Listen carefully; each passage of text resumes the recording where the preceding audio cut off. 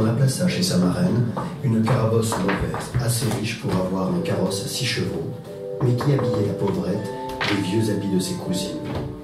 Celle-ci ne tarda pas à la placer au couvent.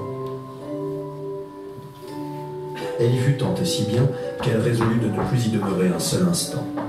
Âgée de 16 ans à peine, préférant le mariage au cloître, la vie du monde à celle des ordres, Françoise d'Aubigné épouse un poète estropié, le sieur Paul Scarron, qui endormait ses misères en tenant à Paris salon d'esprit et de gaieté.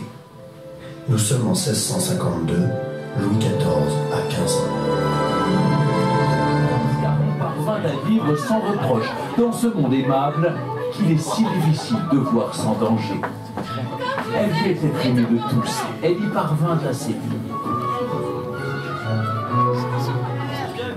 Des torches-culs. Attention, Scarron, des torches-culs à la cour, attention. Croyez-moi, faire des vers à la journée est une dure destinée.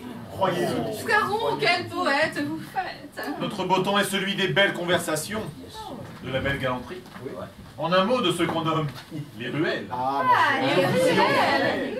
Je ne suis plus oiseau des champs et oiseau de ces ruelles qui parlent d'amour, de parents. Vous allez nous parler de vos tourterelles, monsieur l'abbé. La merde forcée sur la Parle d'amour. Et non. Ah voilà, Ouais. Villemesque au printemps, l'abbé. Tout douloureux s'assied en vain. Monsieur l'abbé a trop bu. Allez vous hier encore, sa majesté nous l'a confié, l'abbé, vous étiez ivre. Allez composer, l'abbé. Allez donc Mes amis. À vous écouter, je dirais que ce salon est surtout celui de France où l'on dit le plus de sottises. Fort heureusement, ma chère, fort heureusement. De coyonnerie, mon ange, de coyonnerie. Mademoiselle de l'Enclos demande à être reçue. Enfin Magnifique. La plus aimable du monde. Si légère en amour qu'elle en change encore et changera toujours. Merci, monsieur Scarron. C'est qu'il faut être infidèle aussi longtemps qu'on peut. Car un temps vient où ne l'est pas qui. Vous aimez, madame. On ne peut vaincre sa destinée. Par un charme fatal, vous fûtes entraînés. Les dieux même, les dieux en l'Olympe des cimes, ont brûlé quelquefois, madame, de feux illégitimes. On ouvrit à l'Arsenal une chambre ardente pour connaître de multiples cas d'empoisonneuses et de devineresses. Il me faut mélanger de l'huile d'aconite tulot avec de l'élégore noir. Donne-moi également de la ciguë. Dépêche-toi. Et pour parfaire ce mélange, il faut y ajouter de l'os de rat broyé. J'en ai une bonne réserve. Regardez mes beaux rats, tiens. Hein? Tu prends le plus gros. J'ai pris. Oh, les belles. Hein? Ils sont pas beaux? Oui, ils vous plaisent, hein?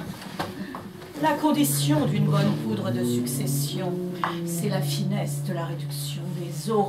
Il faut broyer, Oh, Margrethe, c'est moi qui ai enseigné à la bosse la composition du poison de l'arsenic, mêlé avec du savon noir dans un chausson. Ce que diable le fait? L'arsenic le fait plus sûrement. Apporte-moi de la poudre jaune et rouge pour le tue-chien, de la rognure de rouge. Elle n'est plus très fraîche. Peu importe, ça fera l'affaire. De la mandragore séchée. Allez, allez, allez, presse le pas. Attends. Et nous allons ajouter une main pendue. Mais c'est très difficile à obtenir. As-tu réussi à obtenir? J'ai été t'en couper une fraîche ce matin. Mais elle est beaucoup trop fraîche. Donne-moi une autre main, quelque chose de plus sec. Ah, ça fera l'affaire. Dans le chaudron. Mais diable, qu'il est difficile de se procurer des crapauds de qualité. Il y a beau de côté, regarde. Oh, le mignon. C'est la peau du crapaud qui compte. Elle contient des composés extrêmement toxiques qui font la base de nombreux poisons.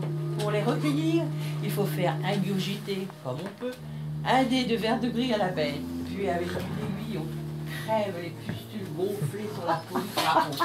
Les pustules libèrent le venin leur venin. Allez, va.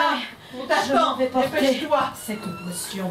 Diable, laissez passer. Travaillons pour le beau Laissez monde de passer. la Tu vas pourrir en enfer. Ton roi, ta reine, tous, vous allez pourrir en enfer. En enfer. Parce qu'il avait pris coutume de travailler dans la chambre de Madame de Maintenon, on crut qu'elle avait une grande part aux affaires de l'État. Cela ne fut vrai que dans les 10 dernières années du règne les plus sombres. Celles-ci ne furent qu'une longue suite de malheurs, d'effondrements militaires, un flot ininterrompu de larmes et de sang.